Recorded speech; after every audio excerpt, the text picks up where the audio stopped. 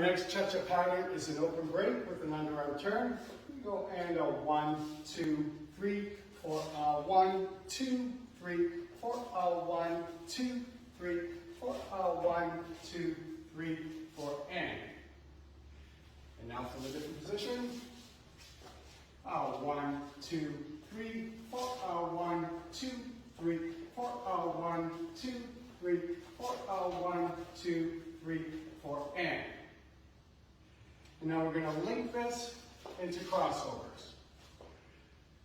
1, 2, 3, 4, 1, 2, 3, 4, 1, 2, 3, 4, 1, 2, 3, 4, 1, 2, 3, 4, 1, 2, 3, 4, and from a different angle.